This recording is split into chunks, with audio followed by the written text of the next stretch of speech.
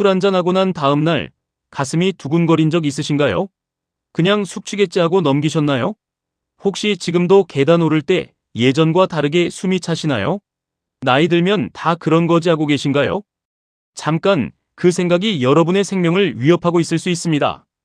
저는 18년간 대학병원 부정맥센터에서 3,000명 이상의 심방세동 환자를 치료해온 순환기내과 전문의입니다. 오늘 제가 여러분께 꼭 전해드리고 싶은 이야기가 있습니다. 지난주 제 진료실에 오신 68세 남성분, 2년간 술만 마시면 가슴이 두근거렸지만 별거 아니겠지 하고 병원에 오지 않으셨습니다. 검사 결과는 심방세동. 만약 그분이 3개월만 더 늦게 오셨다면 뇌졸중으로 쓰러졌을 겁니다.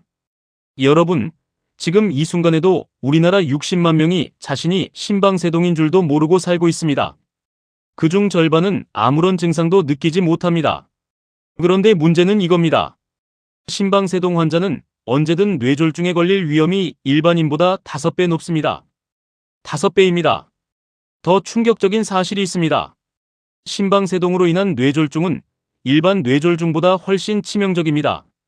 사망률도 높고 살아남더라도 반신마비나 언어장애 같은 심각한 후유증을 남깁니다. 하지만 여기 희망이 있습니다. 심방세동은 조기에만 발견하면 충분히 예방하고 관리할 수 있습니다. 단 하나의 신호만 알아채도, 단 한 번의 검사만 받아도 여러분의 인생이 완전히 달라질 수 있습니다. 오늘 이 영상을 끝까지 보시면 여러분은 알게 될 겁니다. 술 마신 다음 날의 가슴 두근거림이 왜 위험한지, 어떤 신호들을 절대 놓치면 안 되는지, 그리고 어떻게 하면 뇌졸중이라는 재앙을 막을 수 있는지를요. 제가 18년간 현장에서 보고 겪은 것들, 환자분들의 생생한 사례들, 그리고 최신 의학 연구 결과까지 모두 담았습니다. 이 30분이 여러분과 여러분 가족의 생명을 구할 수 있습니다. 지금부터 집중해 주세요. 여러분의 심장이 보내는 경고 신호를 함께 찾아보겠습니다. 심방세동, 즉 심장의 방이 가늘게 떨린다는 뜻입니다. 우리 심장은 위쪽에 좌심방과 우심방, 아래쪽에 좌심실과 우심실, 4개의 방으로 이루어져 있습니다. 심방은 혈액을 받아들이는 곳이고 심실은 혈액을 온몸으로 내보내는 펌프 역할을 합니다. 정상 심장은 1분에 60에서 100번 규칙적으로 뜁니다. 손목에 손가락을 대고 맥박을 재보면 똑 일정한 간격으로 뛰는 걸 느낄 수 있습니다. 이게 정상입니다. 그런데 심방세동이 생기면 심방이 1분에 300에서 600번씩 불규칙하게 떨립니다. 마치 물고기가 그물 위에서 파닥파닥 떨듯이 말이죠. 심장 초음파로 보면 심방이 제대로 수축하지 못하고 미세하게 떨고만 있는 모습이 보입니다. 이렇게 되면 두 가지 큰 문제가 생깁니다. 첫째, 심방이 제 기능을 못하니까 심실로 가는 혈액의 양이 줄어듭니다. 정상적으로는 심방이 수축하면서 혈액의 20에서 30%를 심실로 밀어넣는데 심방세동이 있으면 이게 안 됩니다. 그래서 운동할 때 쉽게 숨이 차고 피곤함을 느끼는 겁니다. 둘째, 그리고 더 위험한 건 피가 고인다는 겁니다. 심방이 떨리기만 하고 제대로 수축하지 못하면 심방 안, 특히 좌심방이라는 작은 주머니 부분에 피가 고입니다. 흐르는 물은 썩지 않는다고 하잖아요. 피도 마찬가지입니다. 고인 피는 응고되기 시작합니다. 이렇게 만들어진 혈전, 즉 피떡은 처음에는 작습니다. 하지만 시간이 지나면서 점점 커집니다. 그러다 어느 순간 이 혈전이 떨어져 나갑니다. 심장에서 떨어져 나온 혈전은 혈관을 타고 이동합니다. 뇌로 가는 혈관은 점점 가늘어지는데 혈전이 이 좁은 혈관을 막으면 뇌졸중이 됩니다. 심방세동으로 인한 뇌졸중은 혈전 크기가 커서 일반 뇌졸중보다 훨씬 심각합니다. 더 무서운 건 심방세동의 절반 이상이 무증상입니다. 아무런 느낌이 없어요. 가슴이 두근거리지도 않고 숨이 차지도 않고 어지럽지도 않습니다. 그냥 멀쩡하다고 느끼는 겁니다. 제 환자 중 한 분은 건강검진에서 심전도 검사를 받다가 우연히 발견됐습니다. 60대 초반에 건강해 보이는 남성분이셨는데 알고 보니 3년 넘게 심방세동을 갖고 계셨던 거죠. 또 다른 특징이 있습니다. 심방세동은 발작성으로 나타나기도 합니다. 갑자기 시작됐다가 몇 시간 후 저절로 멈추는 시기입니다. 의학 용어로는 발작성 심방세동이라고 합니다. 보통 48시간 이내에 저절로 정상 리듬으로 돌아옵니다. 그냥 지나가는 거구나 하고 넘기기 쉽습니다. 하지만 이런 발작성 심방세동도 결국 만성으로 진행될 가능성이 높고 뇌졸중 위험은 똑같이 존재합니다. 제가 진료실에서 가장 많이 듣는 말이 저는 가끔만 그래요.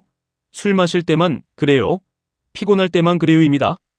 하지만 가끔이든 자주든 심방세동은 심방세동입니다. 그 짧은 순간에도 혈전은 만들어질 수 있습니다. 어떤 분은 1년에 한두 번만 증상이 나타난다고 하셨는데 단 한 번의 심방세동 에피소드에서도 혈전이 만들어질 수 있고 그게 뇌졸중으로 이어질 수 있습니다. 가장 큰 원인은 나이입니다. 40세 미만에서는 심방세동이 매우 드뭅니다. 100명 중 1명도 안 됩니다. 하지만 60세 이상에서는 100명 중 45명, 70대는 78명, 80세가 넘으면 10명 중 1명꼴입니다. 왜 나이가 들면 심방세동이 생길까요? 심장도 노화하기 때문입니다. 우리 얼굴에 주름이 생기듯 심장 근육 세포도 점점 손상되고 섬유화가 진행됩니다. 또한 전기 신호를 전달하는 세포들도 손상됩니다. 우리 심장은 전기로 움직이는 정교한 펌프입니다. 우심방에 동방결절이라는 아주 작은 부위가 있는데 크기가 쌀알보다 작습니다. 이곳이 전기 신호를 만들어내는 발전소 역할을 합니다. 정상적으로는 이 동방결절에서 1분에 60에서 100번 정도 규칙적으로 전기 신호를 만들어냅니다. 이 신호가 심방 전체로 퍼지면서 심방이 수축하고 그 다음 방실결절이라는 중개소를 거쳐 심실로 내려가면서 심실이 수축하는 겁니다. 그런데 나이가 들거나 심장에 병이 생기면 이 전기 회로에 문제가 생깁니다. 발전소는 정상적으로 작동하는데 심방의 여러 곳에서 제멋대로 전기 신호를 만들어내는 겁니다. 마치 오케스트라에서 지휘자는 정상적으로 지휘봉을 흔드는데 단원들이 제각각 다른 박자로 연주하는 것과 비슷합니다. 두 번째 큰 원인은 고혈압입니다. 우리나라 60대 이상 인구의 60% 이상이 고혈압을 갖고 있습니다. 혈압이 높으면 심장이 더 센 힘으로 피를 밀어내야 합니다. 이 과정이 몇 년, 몇십 년 반복되면 심장 근육이 두꺼워집니다. 특히 좌심실 벽이 두꺼워지고 그러면 좌심실의 압력이 올라갑니다. 이 높아진 압력이 좌심방으로 전달되면서 좌심방도 늘어나고 두꺼워집니다. 늘어난 심방은 전기 신호가 불규칙하게 전달되기 쉬운 환경이 됩니다. 세 번째는 음주입니다. 오늘 특히 강조하고 싶은 부분입니다. 알코올은 심장세포에 직접적인 독성을 갖고 있습니다. 술을 마시면 알코올이 혈액으로 흡수되고 이 알코올이 심장 근육세포의 세포막을 손상시킵니다. 또한 심장세포 안의 칼슘 대사를 교란시킵니다. 칼슘은 심장이 수축하는 데 필수적인 물질인데 이게 제대로 작동하지 않으면 전기 신호가 이상해지는 겁니다. 또한 술을 마시면 자율신경계가 교란됩니다. 우리 몸에는 교감신경과 부교감신경이 있는데 술을 마시면 처음에는 교감신경이 자극되고 시간이 지나면 부교감신경이 과도하게 활성화됩니다. 이런 급격한 변화가 심방세동을 유발하는 겁니다. 특히 폭음은 매우 위험합니다. 연구에 따르면 소주 2병 이상 또는 맥주 4병 이상을 한 번에 마시면 그날 밤이나 다음 날 심방세동 발작이 생길 확률이 3배에서 5배 높아집니다. 외국에서는 이를 홀리데이 하트 신드롬, 즉 휴일 심장 증후군이라고 부릅니다. 크리스마스나 새해 같은 명절에 술을 많이 마신 후 응급실에 실려 오는 환자들이 많아서 붙여진 이름이죠. 1978년에 처음 이 용어가 만들어졌는데 지금도 여전히 흔합니다. 우리나라도 마찬가지입니다. 회식 다음 날, 술자리 이튿날 가슴이 두근거려서 병원을 찾는 분들이 정말 많습니다. 특히 월요일 오전 응급실에는 주말에 술을 마신 후 증상이 생긴 환자들이 많이 오십니다. 제 환자 중에 65세 남성분이 계셨습니다. 평소에는 건강하셨는데 친구들과 골프 치고 저녁에 소주 한 병 반 정도 드셨대요. 그날 밤 자다가 갑자기 가슴이 마구 두근거리고 식은땀이 나고 숨이 차서 응급실에 오셨습니다. 심방세동이었습니다. 다행히 약물 치료로 정상 리듬으로 돌아왔고 그 후로는 술을 완전히 끊으셨습니다. 2년이 지난 지금까지 재발이 없습니다. 그 외에 당뇨병도 원인이 됩니다. 당뇨병이 있으면 심방세동 위험이 약 40% 증가합니다. 높은 혈당이 오랫동안 지속되면 심장 근육에 손상을 주고 자율신경계에도 문제를 일으키기 때문입니다. 갑상선 기능 항진증도 위험 요인입니다. 갑상선 호르몬이 너무 많이 나오면 심장이 빠르게 뛰고 이런 상태가 오래 지속되면 심방세동이 생길 수 있습니다. 수면무호흡증은 자다가 숨이 멎는 병이죠. 숨이 멎으면 산소가 부족해지고 이게 반복되면 심장에 스트레스를 줍니다. 연구에 따르면 중등도 이상의 수면무호흡증이 있으면 심방세동 위험이 2배에서 4배 높아집니다. 스트레스, 과도한 카페인 섭취, 흡연, 비만, 운동 부족 같은 생활습관 요인들도 영향을 미칩니다. 결국 심방세동은 한 가지 원인이 아니라 여러 요인이 복합적으로 작용해서 생기는 질환입니다. 나이라는 피할 수 없는 요인에 고혈압, 당뇨병 같은 만성 질환이 더해지고 여기에 음주, 흡연 같은 생활습관 요인이 합쳐지면 위험이 기하급수적으로 증가하는 겁니다. 좋은 소식은 심방세동은 조기 발견하고 적절히 치료하면 충분히 관리할 수 있다는 겁니다. 제가 18년간 수천 명의 환자분들을 치료하면서 경험한 바로는 제대로 된 치료를 받으신 분들은 대부분 정상적인 일상생활을 유지하십니다. 치료 목표는 크게 2가지, 뇌졸중 예방과 증상 조절입니다. 첫째, 뇌졸중 예방을 위해 항응고제를 씁니다. 피를 묽게 만들어 혈전 생성을 막는 약입니다. 예전에는 와파린을 주로 썼습니다. 이 약은 1950년대부터 사용됐는데 효과는 좋지만 단점이 많았습니다. 정기적으로 피 검사를 해서 INR이라는 수치를 제외하고 비타민 K가 많은 음식을 조심해야 했습니다. 하지만 요즘은 직접 경구항응고제라고 해서 훨씬 편리하고 안전한 약들이 나와 있습니다. 다비가트란, 리바록사반, 아픽사반 같은 약들인데 정기 혈액 검사가 필요 없고 음식 제한도 거의 없습니다. 하루에 한두 번만 먹으면 되고 효과도 와파린만큼 좋거나 더 좋습니다.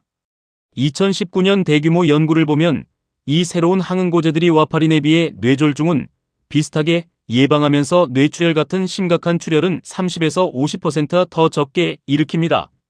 선생님, 피를 묽게 만들면 다치면 어떡해요? 이렇게 걱정하시는 분들이 정말 많습니다. 칼에 베이면 피가 안 멎는 거 아니에요? 물론 출혈 위험은 조금 있습니다. 하지만 의학 연구들을 종합해보면 항응고제를 먹지 않아서 뇌졸중이 생기는 위험이 항응고제를 먹어서 생기는 심각한 출혈 위험보다 훨씬 큽니다. 숫자로 말씀드릴게요.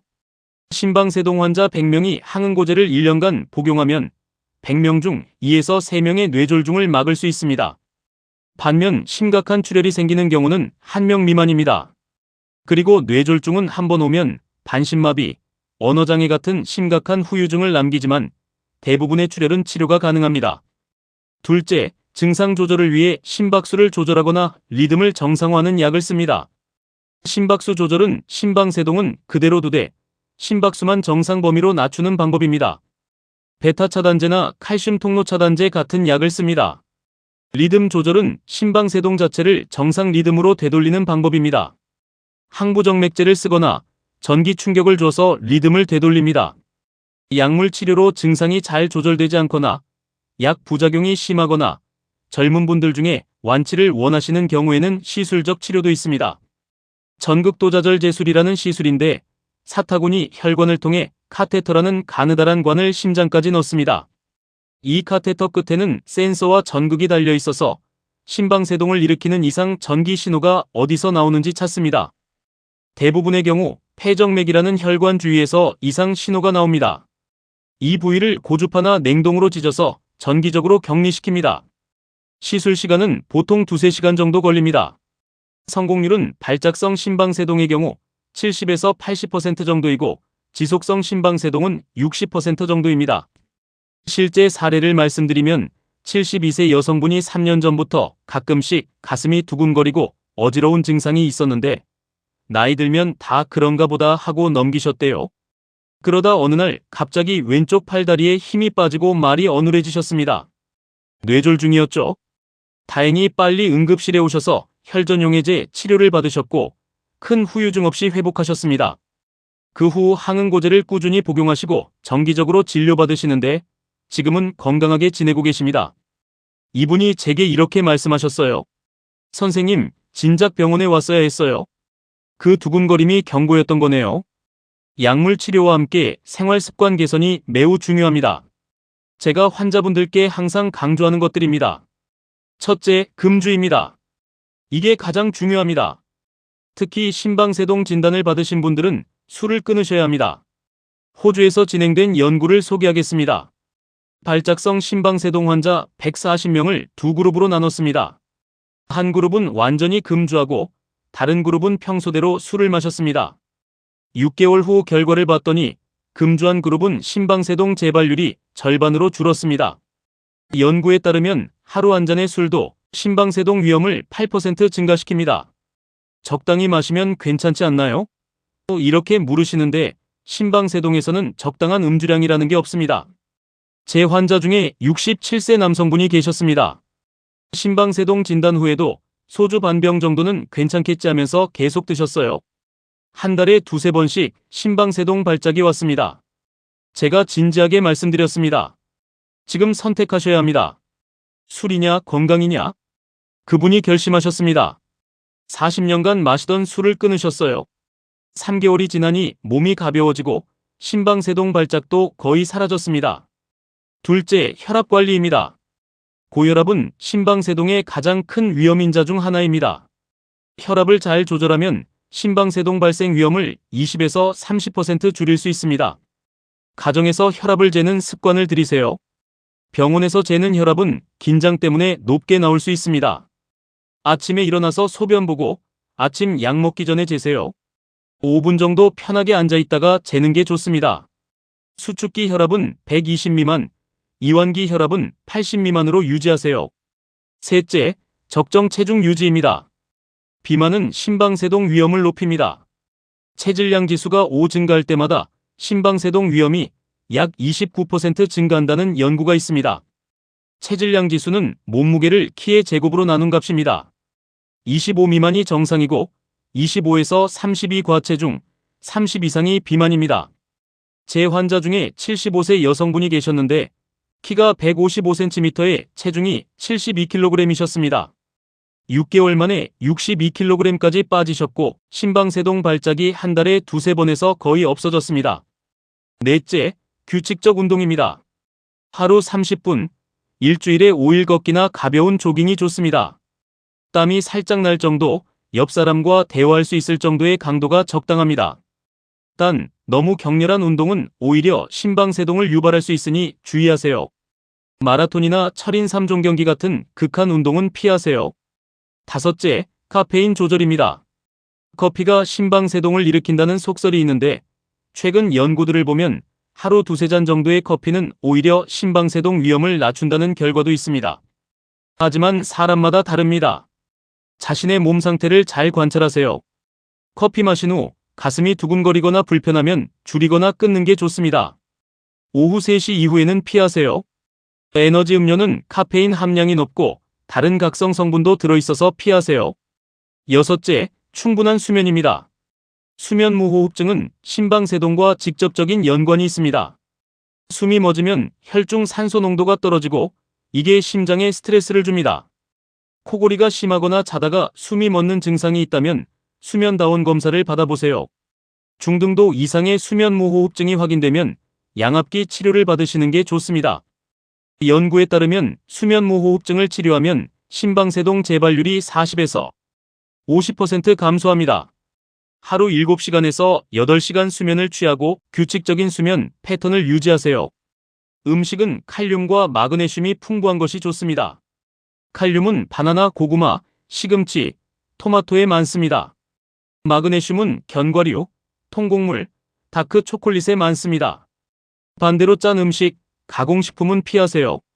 우리나라 사람들은 평균적으로 하루 나트륨을 10에서 12g 섭취하는데 권장량은 5g 미만입니다.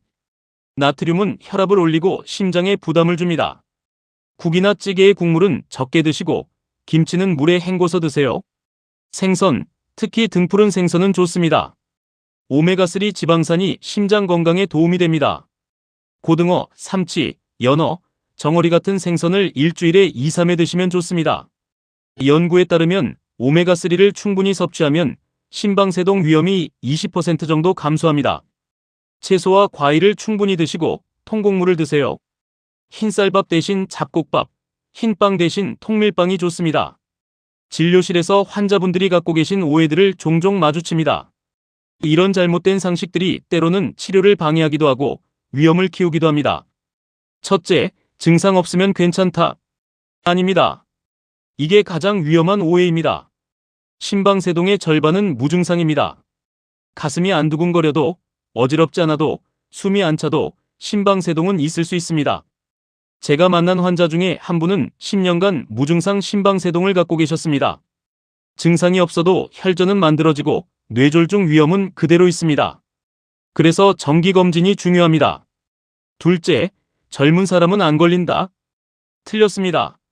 물론 나이가 들수록 발생률은 높아지지만 30에서 40대에도 심방세동은 생길 수 있습니다. 제가 진료한 가장 젊은 환자는 28세였습니다. 선천적인 심장질환이 있었고 거기에 과도한 음주와 흡연이 더해져서 심방세동이 생겼습니다. 셋째, 약은 평생 먹어야 한다. 항응고제는 대부분 장기 복용이 필요한 게 맞습니다. 하지만 일부 발작성 심방세동 환자에서는 전극도자절 제술로 완치가 가능한 경우도 있고 그럴 때는 약을 끊을 수도 있습니다. 각자의 상황에 따라 다릅니다. 하지만 대부분의 경우, 특히 나이가 많거나 다른 위험인자가 있는 경우 항응고제는 평생 복용하는 게 안전합니다. 넷째, 건강식품으로 치료된다. 매우 위험한 생각입니다. 제가 정말 안타까워하는 경우가 이겁니다. 코엔자임 Q10, 오메가3, 비타민 D 같은 건강보조식품이 심장 건강에 도움이 될 수는 있습니다. 저도 환자분들께 보조적으로 권하기도 합니다. 하지만 이것만으로 심방세동이 치료되지는 않습니다. 심방세동은 반드시 의학적 치료가 필요한 질환입니다. 특히 항응고제는 뇌졸중을 예방하는 유일하고 확실한 방법입니다. 다섯째, 부정맥은 다 똑같다. 부정맥에는 수십 가지 종류가 있습니다. 단순히 맥이 빠르게 뛰는 빈맥, 느리게 뛰는 서맥, 불규칙하게 뛰는 심방세동, 심실에서 생기는 위험한 부정맥 등등. 각각 원인과 치료법, 예후가 완전히 다릅니다. 심방세동은 그 중에서도 특히 뇌졸중 위험이 높은 부정맥입니다. 여섯째, 증상 없어지면 약 끊어도 된다?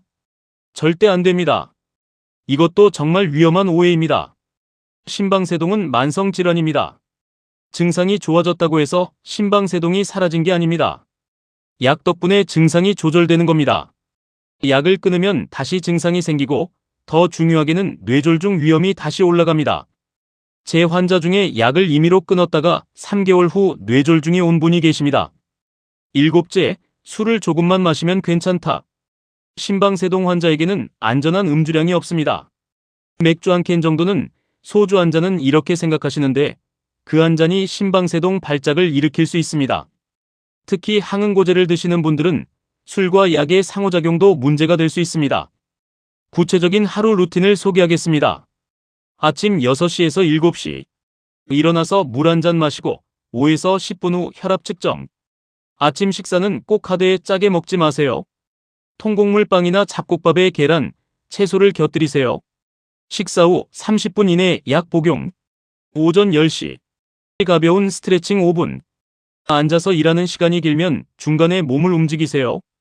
점심 12시에서 1시. 규칙적으로 식사하고 식후 10분에서 15분 산책. 식후 혈당 급상승을 막습니다. 오후 2, 3시. 카페인은 이때까지만. 간식으로 견과류나 과일 드세요. 저녁 6시에서 7시. 가볍게 식사. 취침 3시간 전까지 마치세요. 식후 약 복용. 저녁 7시에서 9시. 빠르게 걷기 30분. 땀이 살짝 날 정도가 적당합니다. 저녁 9시에서 10시. 전자기기 멀리하고 따뜻한 물로 샤워. 오늘 몸 상태 점검하고 이상 증상은 수첩에 메모. 저녁 10시에서 11시. 같은 시간에 취침. 침실은 시원하고 어둡게 유지하세요. 약은 스마트폰 알람 설정해서 꼭 제 시간에 드세요. 식사와 연결하면 잊지 않습니다. 주말에는 1시간 정도 가벼운 등산이나 자전거 타기도 좋습니다. 제가 18년간 환자를 진료하면서 정리한 심방세동 초기 증상들을 알려드리겠습니다. 첫째, 가슴 두근거림. 이게 가장 흔한 증상입니다. 특히 불규칙하게 뛰는 느낌이 듭니다. 환자분들이 덜컥덜컥, 퍼덕퍼덕, 마치 새가 가슴속에서 날개짓하는 것 같다. 세탁기 탈수하듯이 가슴이 떨린다 이렇게 표현하십니다. 짧게는 몇 초에서 몇 분, 길게는 몇 시간 지속되기도 합니다. 밤에 누워있을 때 더 잘 느껴진다고 하시는 분들도 많습니다. 둘째, 술 마신 다음날 가슴 이상. 이게 정말 중요한 신호입니다.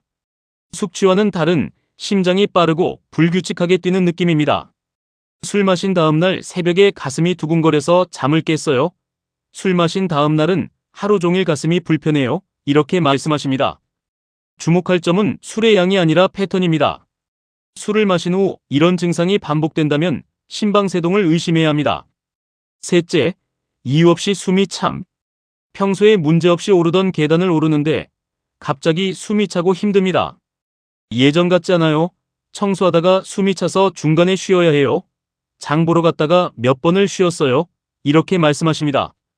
몇 달 전까지는 30분 걸어도 괜찮았는데 요즘은 10분만 걸어도 힘들다.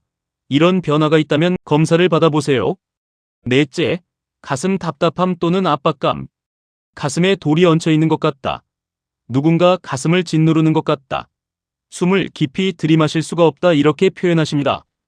이런 증상이 있으면서 동시에 가슴이 불규칙하게 뛴다면 심방세동일 가능성이 높습니다. 다섯째, 어지러움 또는 현기증. 갑자기 일어섰을 때 핑 도는 느낌이 들거나 걷다가 휘청거립니다. 눈앞이 캄캄해지면서 쓰러질 것 같다. 세상이 빙글빙글 도는 것 같다. 중심을 잡기 힘들다. 이런 증상입니다. 심방세동이 있으면 심장이 피를 제대로 뿜어내지 못해서 뇌로 가는 혈류가 줄어들고 그래서 어지러운 겁니다. 여섯째, 쉽게 피곤함. 충분히 잤는데도 계속 피곤하고 평소에 하던 일상적인 활동조차 힘들게 느껴집니다. 아침에 일어나도 피곤하다. 하루 종일 무기력하다. 이렇게 말씀하십니다. 심방세동이 있으면 심장 기능이 떨어져서 온몸에 산소와 영양분이 제대로 전달되지 않습니다. 일곱째, 불규칙한 맥박. 손목에 손가락을 대고 맥박을 재봤을 때 뛰는 간격이 일정하지 않고 제멋대로 뜁니다. 정상적으로는 똑 규칙적으로 뜁니다. 하지만 심방세동이 있으면 똑 이렇게 불규칙합니다. 맥박 재는 법을 알려드릴게요. 엄지손가락 아래 손목 안쪽에 손가락 두세 개를 가볍게 댑니다. 1분간 재보세요. 횟수도 중요하지만 규칙성이 더 중요합니다. 여덟째, 운동 능력 감소. 예전에는 문제없이 하던 운동이 갑자기 힘들어지거나 운동 중에 가슴이 두근거리고 숨이 차는 증상이 생깁니다. 등산을 즐겼는데 요즘은 조금만 올라가도 힘들다. 골프 치다가 중간에 쉬어야 한다. 이렇게 말씀하십니다.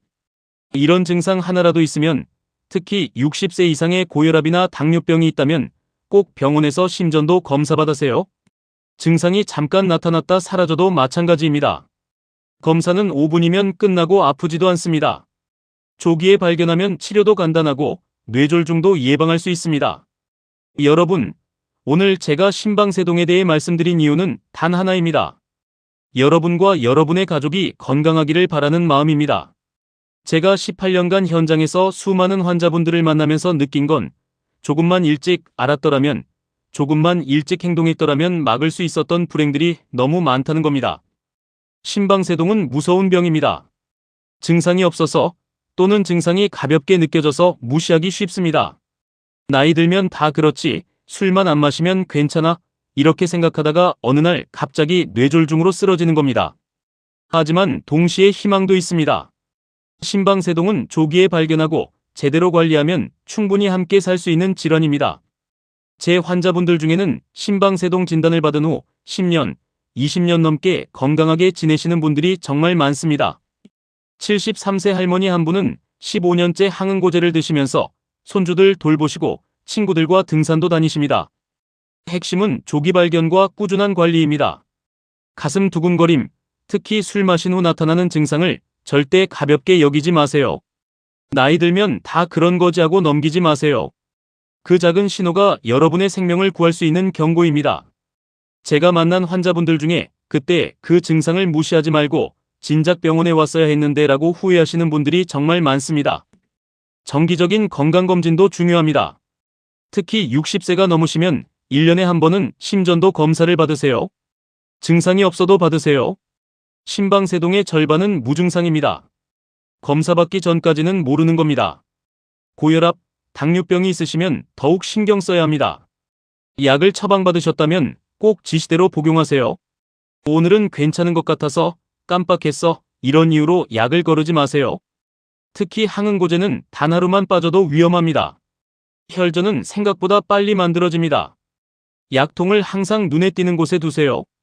스마트폰 알람도 설정하세요. 생활습관 개선은 어떤 약보다 중요합니다. 금주, 혈압관리, 적정 체중 유지, 규칙적인 운동, 이런 기본적인 것들이 여러분의 심장을 지켜줍니다. 약은 치료를 돕는 도구일 뿐입니다. 진짜 치료는 여러분의 생활 속에서 이루어집니다. 술을 끊는 게 힘드시다는 거 압니다. 하지만 해보세요. 제 환자분들 중에 술을 끊고 나서 왜 진작 끊지 않았을까 하시는 분들이 정말 많습니다. 술 없이도 충분히 행복할 수 있습니다. 마지막으로 가족분들께 부탁드립니다. 부모님, 배우자가 가슴 두근거린다고 하시면 괜찮을 거야 라고 넘기지 마시고 꼭 병원에 모시고 가세요. 특히 술 드신 다음날 이상 증상을 호소하시면 더욱 주의 깊게 봐주세요. 또한 부모님이 약을 잘 드시는지 확인해 주세요. 일주일에 한 번이라도 전화로 약 잘 드시고 계세요? 물어봐 주세요. 심방세동으로 인한 뇌졸중은 예방할 수 있습니다. 100% 예방할 수 있습니다. 여러분의 작은 관심과 실천이 큰 불행을 막을 수 있습니다. 건강은 하루아침에 만들어지지 않습니다. 매일매일의 작은 선택들이 모여서 건강한 노년을 만듭니다. 오늘 저녁 한 잔의 술을 참는 것, 오늘 아침 10분 걷는 것, 오늘 제 시간에 약을 먹는 것, 이런 작은 실천이 쌓여서 건강을 만듭니다. 오늘 이 시간이 여러분께 작은 전환점이 되기를 바랍니다. 지금까지 무심코 지나쳤던 증상들을 다시 한번 돌아보는 계기가 되기를, 건강에 대한 관심을 새롭게 갖는 시작점이 되기를 바랍니다. 제 진료실에서 자주 하는 말이 있습니다. 늦었다고 생각할 때가 가장 빠를 때입니다. 70세, 80세도 늦지 않았습니다. 지금부터라도 관심을 가지고 관리하시면 됩니다. 심방세동 진단을 받으셨다면 그건 불행이 아니라 오히려 기회입니다. 더 건강하게 살 수 있는 기회를 얻은 겁니다. 여러분 모두 건강하시고 행복한 노년 보내시기를 진심으로 기원합니다. 여러분의 가슴 두근거림이 그저 나이 탓이 아닌 진지하게 관심을 가져야 할 신호임을 잊지 마세요. 사랑하는 가족들과 오래오래 함께 하시길 바랍니다. 감사합니다.